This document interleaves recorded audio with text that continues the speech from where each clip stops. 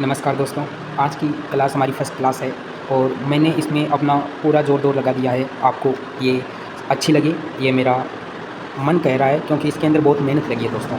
और इस क्लास को हम लगातार हमारी एग्ज़ाम तक बनाए रखेंगे और यकीनन जो एग्ज़ाम के लिए मैंने बनाया है, जो सेशन बनाया है, तो वो आपके द हिंदू और जो भी इंग्लिश न्यूज़पेपर है उन्हीं से ये मीनिंग्स बनाई जाती है, ये सिनोनिम्स लाई जाती है, ये वोकेब लाई जाती है दोस्तों।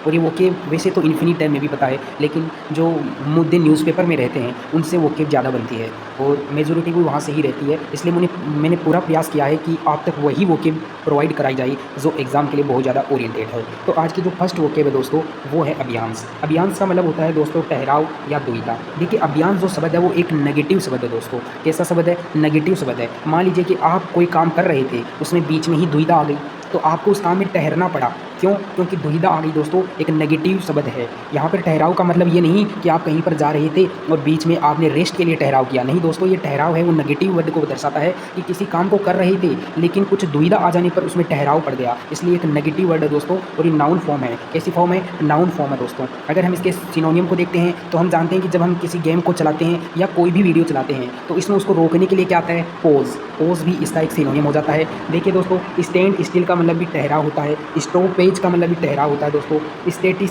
यहाँ पे डेफिनेशंस दोस्तों। और अभियांश अपने आप में एक अच्छा वर्ड ही हो जाता है।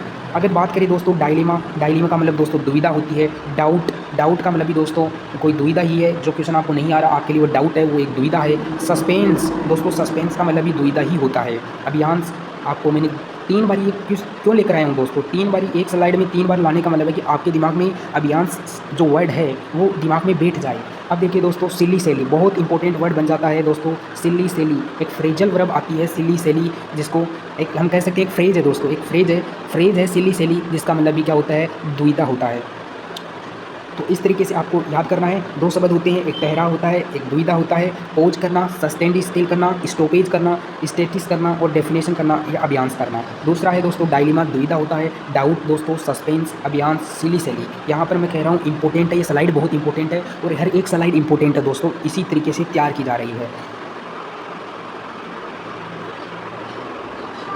अब देखिए दोस्तों, जो दूसरी स्लाइड है दोस्तों, हमारे चैनल को पहले तो आप सब्सक्राइब कर लीजिए ताकि और भी इन्फॉर्मेटिव जो दोस्तों आपको मिल सके। देखिए दोस्तों, दूसरी जो मीनिंग है वो है बर्बरिक। बर्बरिक का मतलब होता है दोस्तों असभ्य या गंवार टाइप, असभ्य। मान लीजिए कि इसका हर हम अलग अलग तरीक़ों से निकाल सकते हैं, लेकिन ऐसे समझना कि ये सबसे गंदा होता है। सबसे गंदा होता है दोस्तों। सबसे गंदे का मतलब क्या है कि मान लीजिए आपने कोई युद्ध किया और ऐसा युद्ध किया जो युद्ध से बदतर है, यानी कि आप किसी 2 कंट्रियों के बीच में युद्ध हो रहा है, लेकिन आपने एक पार्टिकुलर एक चीज़ को टारगेट बनाया, जैसे वुमेंस को आपने टारगेट बनाया और उनके साथ में गलत काम किया या उन पर अत्याचार किया। तो इस तरीके से ये अटैक हुआ, लेकिन ऐसा एक अटैक हुआ जो सबसे गंदा है। यानी कि अटैक आप दूसरी तरीके से भी दूसरी कंट्री पर कर सकते थे, लेकिन आपने असभ्य टाइप का जो अटैक था वो किया। दूसरी चीज़, मान लीजिए कि कोई पर्सन है जिसको वो सबसे असभ्य टाइप का है। कोई पर्सन है जो असभ्य टाइप का है, इसका मतलब सबसे गंवार पर्सन है, उसको दूसरों के साथ में इज्जत से बात करना नहीं आता। इस टाइप से हम देख सकते हैं दोस्तों। देखिए, इसका मीनिंग का यूज है ना, अभी राष्ट्रपति व्लादिमीर पुतिन ने किया था, जो आपके रूस के दोस्तों हैं। अब यहाँ पे ये बात होती है कि उन्होंने टेरर को लेकर किया था। तो जो बर्बरिक हमला होता है दोस्तों, बर्बर हमला, ऐसा हमला जो क्रूर और निर्दयी हो दोस्तों। असभ्य की बात करें तो इसका सिनोनियम रूड भी होता है, इंटरेक्टेबल भी होता है दोस्तों, रफ भी होता है, अनसिविलाइज्ड भी होता है। इम्पोलाइट का मतलब भी दोस्तों असभ्य होता है और बर्बरिक का मतलब भी दोस्तों असभ्य होता है। बाकी स्लेंगी का मतलब गंवार होता है। रूलर दोस्तों, रस्टिक भी इसी को बोला जाता है, जिस असभ्य टाइप का इंसान, गंवार टाइप, रस्टिक, रूलर। और रूड, रैंक। तो रूड और रैंक भी एक ऐसा शब्द है जो बर्बरिक शब्द का ही इंडिकेट करता है। तो ये स्लाइड भी आपके लिए दोस्तों बहुत ही ज़्यादा इंपॉर्टेंट हो जाने वाली है। अब देखिए दोस्तों, तीसरी जो मीनिंग आई है, शानदार मीनिंग है दोस्तों, मैनिफेस्टेशन। क्या होता है मैनिफेस्टेशन? दोस्तों एक नाउन फॉर्म है। इसका मतलब होता है कि आपने कुछ बोला, अभिव्यक्ति, आपने कुछ एक्सप्रेशन किया दोस्तों, उसी को बोलते हैं मैनिफेस्टेशंस। मैनिफेस्टेशन में मैं बार बार लेकर आ रहा हूँ दोस्तों, इसलिए ताकि ये जो वर्ड है वो आपका 100% रेडी हो जाए।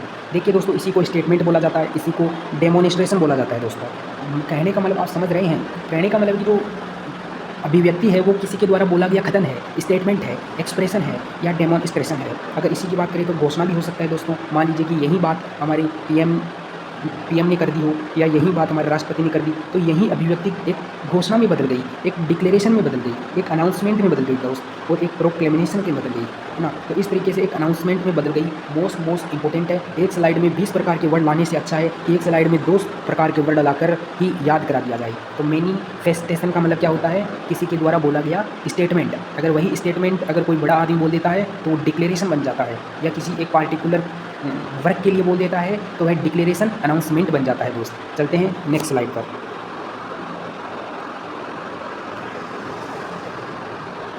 देखिए दोस्तों, अनएनिमस का मतलब है दोस्तों एडजेक्टिव है। वैसे तो कौन सी फॉर्म है?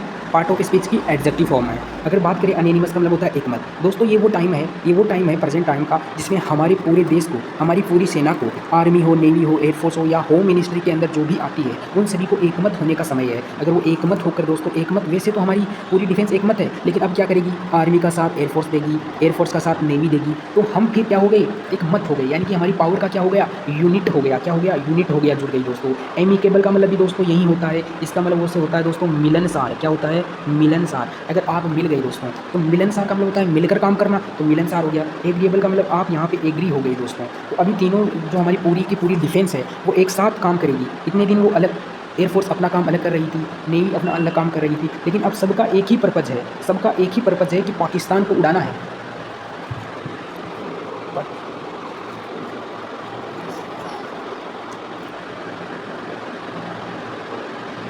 पाकिस्तान को उड़ाना है। अब यही सभी का एक ही पर्पज़ है दोस्तों, पाकिस्तान को उड़ाना है। तो अब उनका क्या हो गया? मत क्या हो गया? एक हो गया। इसी को वो दोस्तों बोलते हैं, इसका यूज़ देखिए कहाँ पे किया जा रहा है कि superstar Amitabh Bachchan was unanimously selected for the Dada Saheb Phalke award. यानी कि जो सुपरस्टार जो अमिताभ बच्चन थे उनको सर्वसम्मति से सेलेक्ट किया गया दादा साहब फाल्के अवार्ड के लिए। तो यहाँ पे आप देख सकते हो एकमत, और बहुत इंपॉर्टेंट ये वर्ड बन जाता है। मैं तो कहता हूँ एग्जाम में 100% आएगा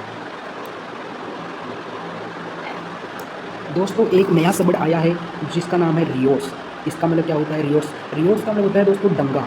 मान लीजिए कि हमारे देश में ही अलग अलग कम्युनिटी रहती है, तो हम देखते हैं कि केरल साइड में, मणिपुर साइड में, वहाँ पर कम्युनिटी क्या करता है? कोई भी कम्युनिटी या वहाँ पे क्या होता है? दंगा होता रहता है। तो वहाँ पर कभी राष्ट्रपति आपातकाल लगाया जाता है, कभी क्या किया जाता है। मान लीजिए कि 2 फ्रेंड थे, उनमें बन नहीं रही है, किसी बात से उनमें दंगा हो गया, यानी कि उपद्रव हो गया। उपद्रव का मतलब क्या होना? हंगामा हो जाना, दंगा हो जाना, जिसको भी बोलते हैं दोस्तों डेयूज़ बोला जाता है। डिस्टर्बेंस उसी को बोला जाता है दोस्तों, डिस्टर्बेंस।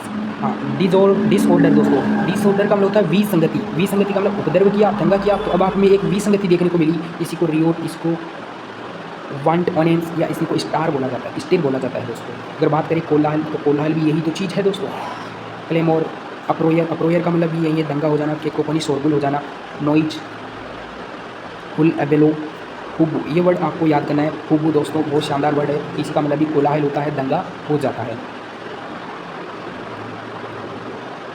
ये करता है दोस्तों फ्रेगमेंट्स का मतलब क्या होता है? देखिए दोस्तों, फ्रेगमेंट्स का मतलब होता है टुकड़े टुकड़े कर देना दोस्तों। फ्रेगमेंट का मतलब होता है दोस्तों स्निपेट करना, क्रम करना, टुकड़े करना, सर्ड करना, टुकड़े करना, चंक कर देना दोस्तों। हम क्या करते हैं? भोजन को चंक करके, टुकड़े कर उसको क्या करते हैं? टुकड़े करके चबाते हैं। तो चंक करना दोस्तों बिट करना, यानी कि काटना, टुकड़े करना। ऐसे ही इसका मतलब ही टुकड़े करना यानी कि खंड करना, तोड़ देना। तो सेक्शन कर देना, सेगमेंट कर देना, यानी कि अलग अलग पार्ट में सेगमेंट कर दिया। A segment, B segment, C segment, A section, B section, C section, ऐसे पार्ट कर देना, खंड कर देना, ब्लॉक कर देना, टुकड़े कर देना, पार्ट कर देना दोस्तों। यही तो पीस है। इसका मतलब भी दोस्तों टुकड़े करना होता है। तो इस तरीके से ये स्लाइड भी बहुत ज़्यादा, मैं कह रहा हूँ, इंपॉर्टेंट हो जाती है दोस्तों। चलते हैं नेक्स्ट स्लाइड पर। अब देखिए दोस्तों, एक वर्ड आता है जो आता है बुझ। इस बुझ का मतलब क्या होता है दोस्तों? बुझ का मतलब, बुझ अपने आप में एक वर्ब है दोस्तों, और इसका मतलब होता है चर्चा करना, किसी भी एक मुद्दे पर चर्चा करना। अभी हमारी डिफेंस मिनिस्ट्री क्या कर रहे हैं? हमारी प्राइम मिनिस्टर क्या कर रहे हैं? हमारी ओल्ड फोर्सेज क्या कर रही है? चर्चा कर रही है कि कब पाकिस्तान को उड़ाया जाए दोस्तों। तो वो क्या अपने आप में क्या कर रही है? वो अपने आप में बुझ कर रही है दोस्तों, बुझ कर रही है। तो बन बनाना भी होता है, जैसे कोई मधुमक्खी दोस्तों बन बनाती है, बुझ करती है, हम करती है, पिंग करती है। गूंजन करना भी होता है, बुझ करना, हम करना। लेकिन दोस्तों इसके अलग अलग अर्थ निकल सकते हैं। लेकिन जब मधुमक्खी बन बनाती है दोस्तों, तभी इसको बुझ ही बोला जाता है, हम ही बोला जाता है, पिंग ही बोला जाता है। लेकिन जो 99% जो बुझ का इस्तेमाल किया जाता है दोस्तों, वो कहीं ना कहीं मधुमक्खियों से रिलेट करके ही किया जाता है। तो ये भी हमारे लिए बहुत ज़्यादा इम्पोर्टेंट हो जाता है।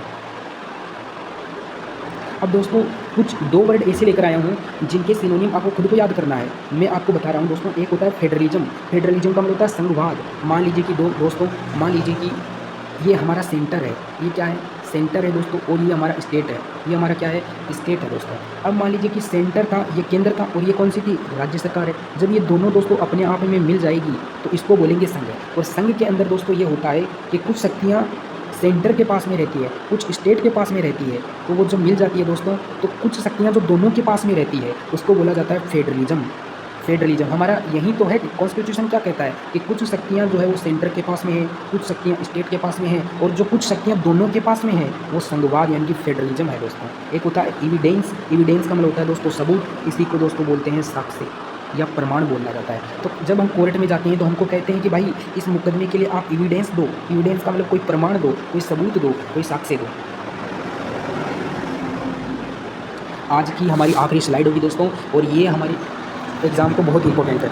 होमोफोन्स। होमोफोन्स दोस्तों होते हैं जिनकी जो आवाज़ है हम उनको बोलते हैं तो एक जैसे लगते हैं, लेकिन उनके अर्थ अलग अलग होते हैं। जैसे इरप्शन। इरप्शन का मतलब होता है ब्रस्ट कर जाना यानी कि फूटना।